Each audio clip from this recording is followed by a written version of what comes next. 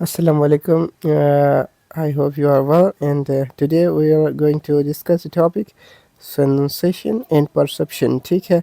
So देखें sensation क्या चीज़ है. The process through which the sensors pick up visual, auditory and other sensory stimuli and transmit them to the brain.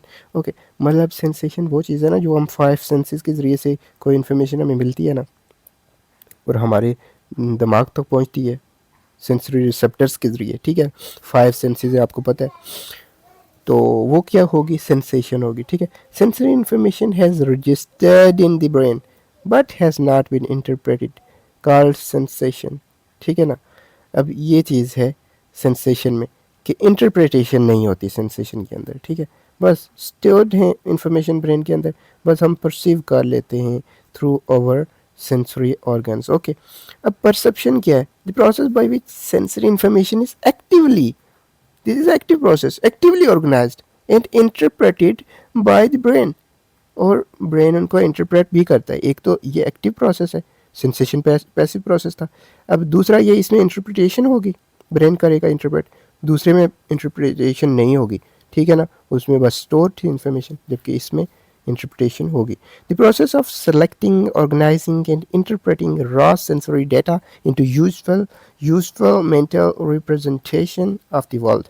Okay, so this is called the perception. Okay, ये आपको difference पता लग गया. अब देखो सेंसेशन जो है या परसेप्शन, आगे भी ये इस स्लाइड में भी यही बताया गया है. ठीक है, नेक्स्ट स्लाइड में मैंने बताया है कि देखो टाइप्स ऑफ परसेप्शंस कौन सी हैं. ठीक है, अब देखो we perceive objects in different manners as compared to the position in the environment. Okay, their position क्या है उनकी. ठीक है, environment में objects may be moving or static.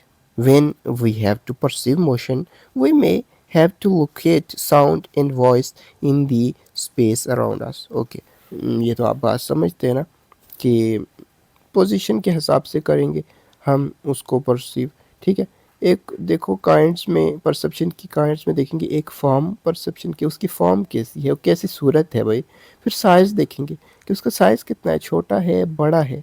ठीक है, फॉर्म क्या था कि उसकी शक्ल सूरत कैसी है, साइज़ कि उसका कितना साइज़ है, छोटा साइज़ है बड़ा है दरमियाना है. डेप्थ परसेप्शन, ठीक है, डेप्थ परसेप्शन उस चीज़ की डेप्थ देखेंगे. ठीक है, परसेप्शन ऑफ मूवमेंट, कि आप वो चीज़ मूव कर रही है या रुकी हुई है, स्टैटिक है. और टाइम परसेप्शन के टाइम के क्या टाइम हो रहा है उसको परसीव करना, अभी किस टाइम में कौन सी चीज़ कहाँ पे मौजूद है, ये चीज़ टाइम परसेप्शन में आती है. ठीक है, नेक्स्ट देखिए कुछ फैक्टर्स होते हैं जो कि परसेप्शन में इन्वॉल्व होते हैं. ठीक है, वो ऑब्जेक्टिव फैक्टर्स भी हो सकते हैं, सब्जेक्टिव फैक्टर्स भी हो सकते हैं. देखिए ऑब्जेक्टिव फैक्टर्स वो होंगे जो ऑब्जेक्ट के मुतालिक, जिस ऑब्जेक्ट को हम परसीव कर रहे हैं ना, ठीक है, जिसके अबाउट हम परसेप्शन बना रहे हैं, उसके मुतालिक जो फैक्टर्स होंगे वो होंगे ऑब्जेक्टिव फैक्टर्स. उनमें इंटेंसिटी आ सकती है किसी चीज़ की, साइज़ आ सकता है, डिस्टिंक्ट एंड स्ट्राइकिंग. ओके, उसके बाद मूवमेंट आ सकती है. ठीक है, मतलब देखो एक साउंड है बहुत ज़्यादा लाउडर है. ठीक है, उसको ऑब्वियसली हम इजीली परसीव कर लेंगे.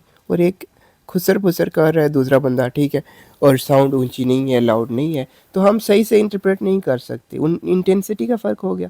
और ये ऑब्जेक्टिव फैक्टर हो गया. ठीक है ना. अब दूसरा ऑब्जेक्टिव फैक्टर है साइज़, कि जो बड़ी बड़ी चीज़ें हैं भाई आप उनको अच्छे से नोटिस करोगे और परसीव कर लोगे, जबकि छोटियों को मुश्किल होगा परसीव करना. इस तरह डिस्टिंक्ट, किसी चीज़ का डिस्टेंस, फासला कितना ज़्यादा है, ज़्यादा फासला होगा तो कम परसेप्शन सही होगी. ठीक है, जबकि कम फासले पे होगी चीज़ तो अच्छे से आप परसेप्शन कर सकोगे, परसीव कर सकोगे उस चीज़ के बारे में. ठीक है ना. अब मूवमेंट, कोई चीज़ मूव कर रही है तो उसकी परसेप्शन जो परसीव आप करेंगे अच्छे से करेंगे, मूव कर रही है कोई चीज़.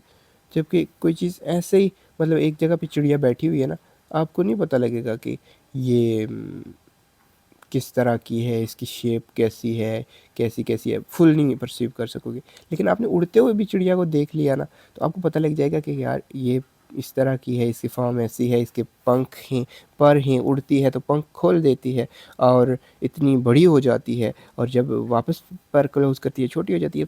काफ़ी ज़्यादा चीज़ें आप फिर परसीव कर पाते हैं उसके बारे में, ठीक है। जबकि इसके बजाय अगर चिड़िया एक ही जगह बैठी है, स्टैटिक है, तो आप एक ही व्यू लेंगे उसका, एक ही तरफ से देखेंगे और परसेप्शन भी अच्छी नहीं होगी, ठीक है। ये है ऑब्जेक्टिव फैक्टर्स या objective factors of the perception. अब ये सब्जेक्टिव फैक्टर्स जो आप परसीव जो कर रहा है बंदा, उसके जो फैक्टर्स इन्वॉल्व है, तो उसमें देखो जो चीज़ इन्वॉल्व होती है वो होती है मोटिव्स एंड नीड्स, कि क्यों परसीव करना चाह रहे हैं किसी चीज़ को, मोटिव क्या है। जितना अच्छा मोटिव होगा, जितनी ज़्यादा ज़रूरत होगी उस चीज़ की, उतनी अच्छी परसेप्शन होगी। इंटरेस्ट कितनी है, वो चीज़ डिपेंड करेगी, इंटरेस्ट एंड वैल्यूज़। फिर पास्ट एक्सपीरियंस के पहले आप उसके बारे में क्या जानते हैं किसी चीज़ के बारे में, तो ज़्यादा जानते होंगे पहले से, तो और ज़्यादा अच्छे से इंटरप्रेट करेंगे, परसीव करेंगे, परसेप्शन अच्छी होगी। ओके, नेक्स्ट एज है। ज़ाहिर है जितनी एज ज़्यादा होगी बंदे की, एक्सपीरियंस ज़्यादा होगा, पास्ट एक्सपीरियंस ज़्यादा होगा, so he will be able to recognise things, perceive things more expertly and अच्छे इस तरीके से परसीव करेगा, ठीक है। और प्रिपरेटरी सेट, उसके बाद सोशल एंड कल्चरल फैक्टर्स भी इस पर डिपेंड कर रहे होते हैं सब्जेक्टिव फैक्टर्स पे, ठीक है ना, कि उसकी सोशल क्या वैल्यू है और कल्चरल क्या वैल्यू है, ठीक है। नेक्स्ट इल्यूजन का बताया। इल्यूजन क्या है, देखो कोई स्टिमुलाई अगर आ रही है आपके सेंसरी ऑर्गन्स उसको रिसीव कर रहे हैं, और इंटरप्रिटेशन जो है वो नहीं, उसकी जो परसीविंग है, परसीव आप उस चीज़ को क्या कर रहे हैं, गलत कर रहे हैं, तो उसको इल्यूजन कहेंगे। जैसे कि देखो एक रात को अंधेरा था थोड़ा सा, और मैंने पर्दे को देखा और मैं कहूँ कि उधर कोई भूत खड़ा था, हालांकि भूत नहीं था, वो था पर्दा, कर्टन था, लेकिन मैंने कहा कि ये भूत है, तो मैंने मिस परसीव किया, दिस इज़ कॉल्ड इल्यूजन, ठीक है। और देखिए अब एम्बिगुअस फिगर्स जो होती हैं, कौन सी फिगर्स होती हैं, इनके बारे में इल्यूजन हो सकता है। पैराडॉक्सिकल फिगर्स के बारे में, फिक्शनल थिंग्स के बारे में। एम्बिगुअस वो चीज़ होती है कि जिसको हम दो से ज़्यादा चीज़ों में डिफ्रेंशिएट कर सकें, मतलब ये डिफ्रेंशिएट ना कर सकें बल्कि परसीव हम करें, तो एक तरफ हमको लगे कि ये चीज़ है, दूसरी तरफ लगेंगे नहीं नहीं ये नहीं है, दूसरी चीज़ है, ठीक है ना।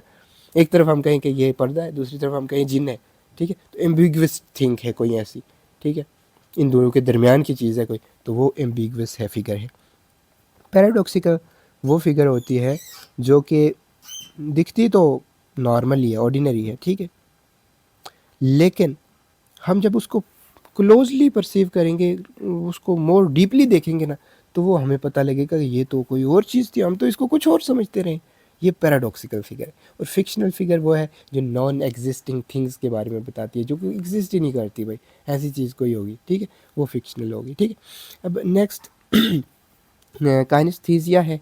काइनेस्थीसिया की आपको पता होना चाहिए क्या डेफिनेशन है। Provides our brain with information about posture, orientation and movement. देखो परसीव की हम बात कर रहे हैं ना, सेंसेशन की बात कर रहे हैं, तो हमें पता होना चाहिए कि काइनेस्थीसिया क्या है। कुछ हमारे जॉइंट्स के अंदर, मसल्स के अंदर और टेंडेंस के अंदर रिसेप्टर्स होते हैं जो हमारी बॉडी की पोजीशन के बारे में हमें बताते हैं, हमारे ब्रेन को, हमारे ब्रेन को सेंसरी इन्फॉर्मेशन देते हैं, सीएनएस को, ठीक है ना। तो this process is known as kinaesthesia and these receptors are known as kinesthetic receptors, and this is all about our sensation and perception. Okay, for next video please comment below in the comment section कि हम कौन से topic पे आपके लिए video बनाएं। Okay, thank you, अल्लाह हाफिज़।